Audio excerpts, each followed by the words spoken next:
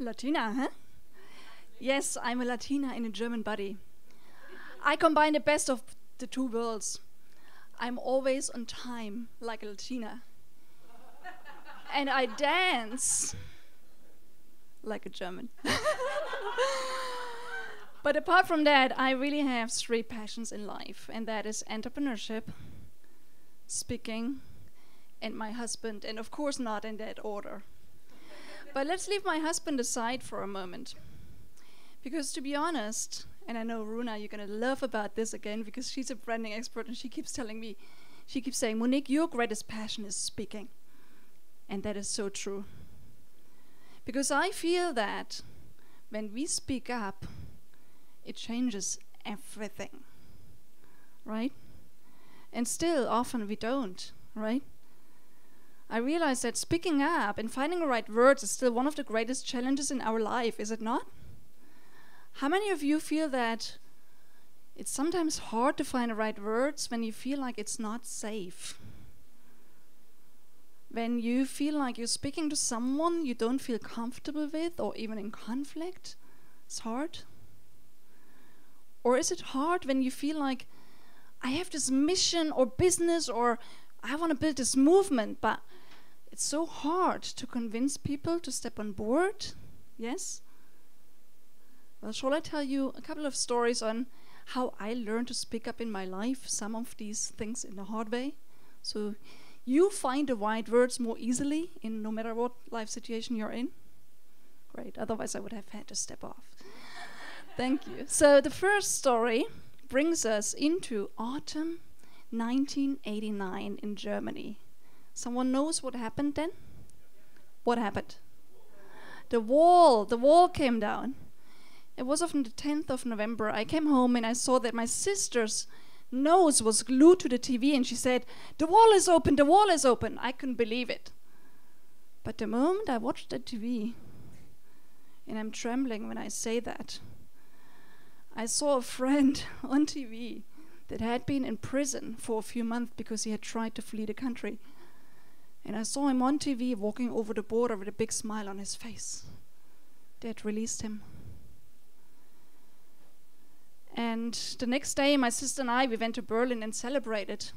And it was in this time that I realized what power our word has when we speak up, even when it's not safe. Well, I wish I could say that I made a speech to bring the wall down. No, I didn't. And it wasn't just one speech. It was many speeches, many conversations. I even signed a petition where I wasn't safe. They put me straight on the blacklist of the state security. It was conversations on the street. We are the people. But I realized at the time what power we have when we speak up. The funny thing is that even when we speak our truth and we know our truth, it's still challenging in daily life, is it not? Sometimes even harder than speaking up for the big things. How many of you find it hard to raise your hand or, to speak up when you need help? How many of you find it hard to ask for help? How many of you find it hard when, you really, you're in a group like here and you're asked and invited to speak and you still stay quiet, right? Because you might be judged. Well, my recommendation to you is really think about, what if you'd ask the question, what would I say if it was safe? Would I speak up if it was safe? Would I speak up if I would get help?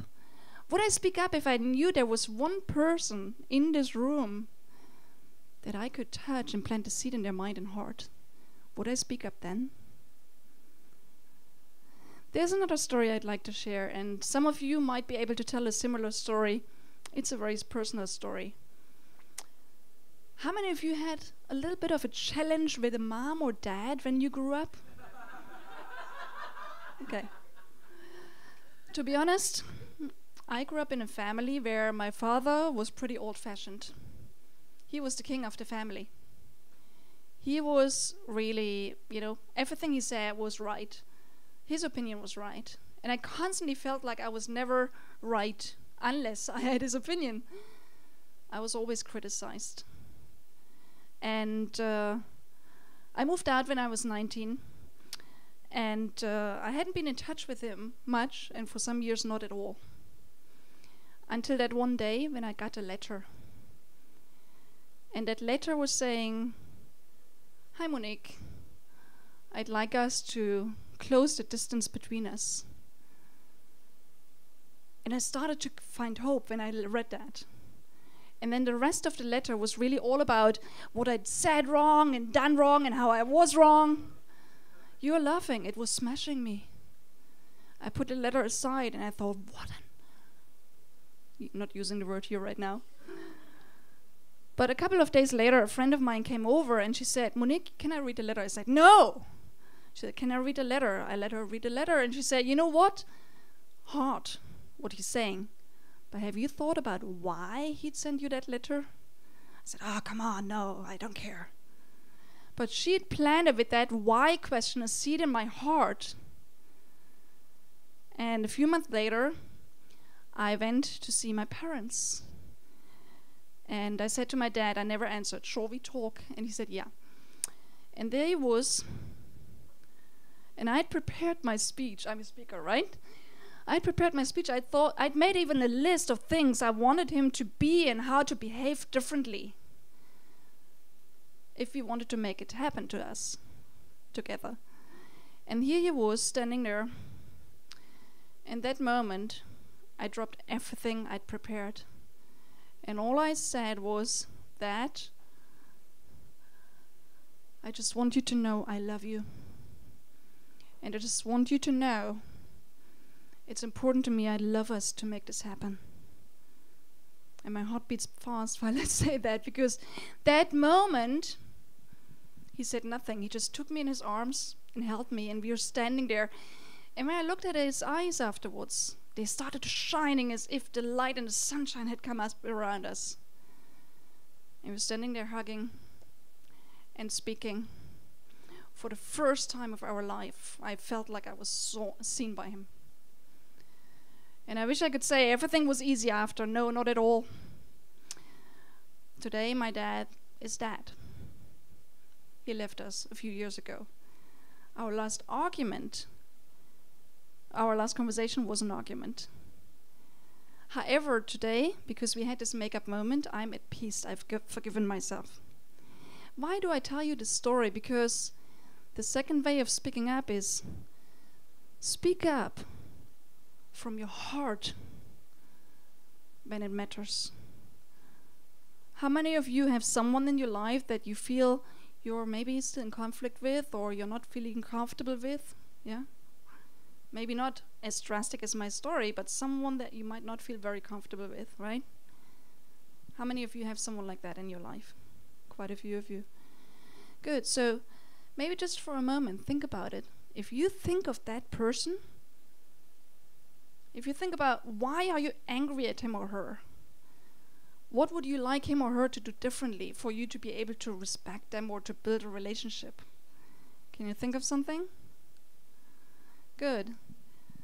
Now I invite you for a moment, just drop these thoughts, drop these feelings. And just for a moment, just connect with your heart. Connect with your heart. And think about, if you would love that person, what would you say? What would you say?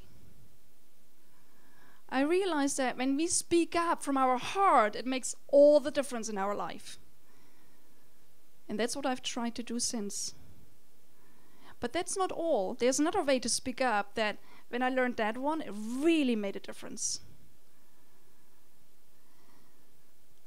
It brings us to the year 2007. I was sitting at the office, big corporate, and I got an email from a friend of mine saying, "Monique, your soulmate Michael just died. Unexpectedly, suddenly. He was age 46 and he left a 5-year-old child behind." Not so long after, my boss in that company suddenly died. Age 46, leaving a 5-year-old child behind.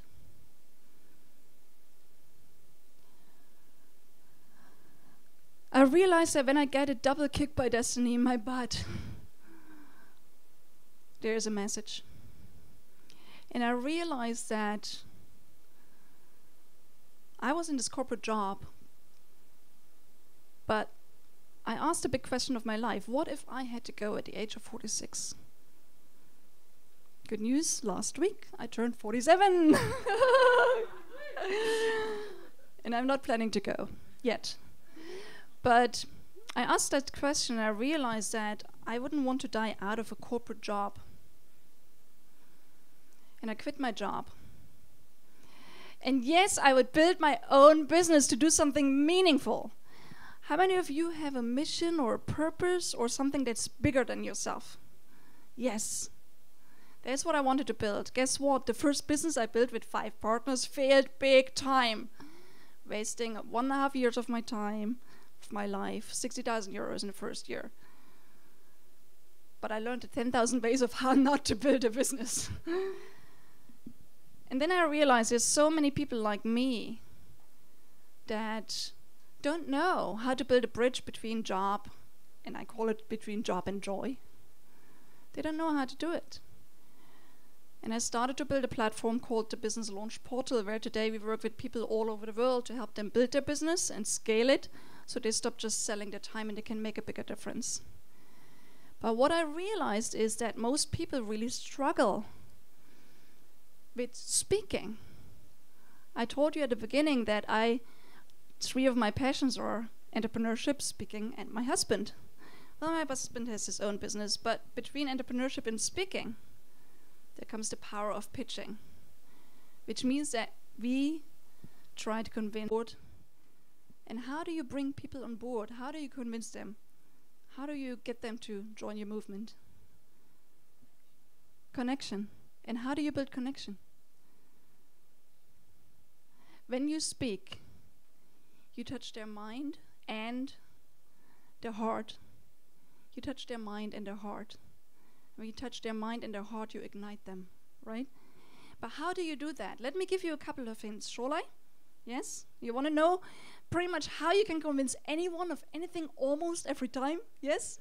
Yeah. Good. Okay, let me give you some hints.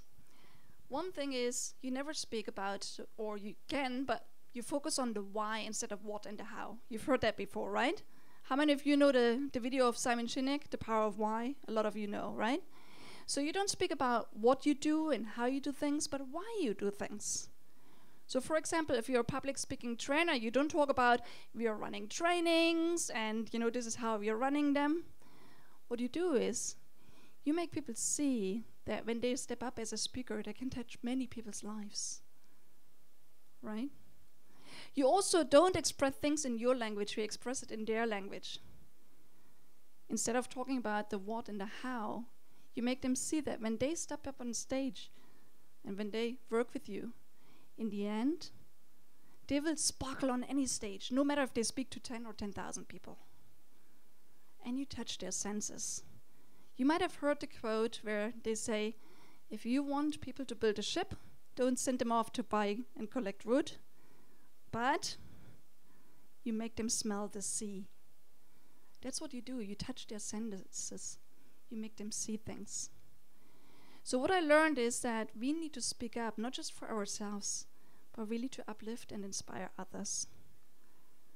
That's what I learned, and that's why I do today what I do. Besides running the entrepreneurship platform, also running a speaking platform to help people really step up with their speaking. And if you're interested to learn more, let me know. But just keep one thing in mind. In the future, no matter if it's for something big or small in your life, or for a bigger mission or purpose, don't hold back. Speak up. Speak up. Speak your own truth, no matter if you feel safe or not. Just trust you plant a seed. Speak up. Speak from your heart. Speak from your heart and speak up to uplift others. So I invite you, speak up, scale up, and make a bigger difference. Let's do it together.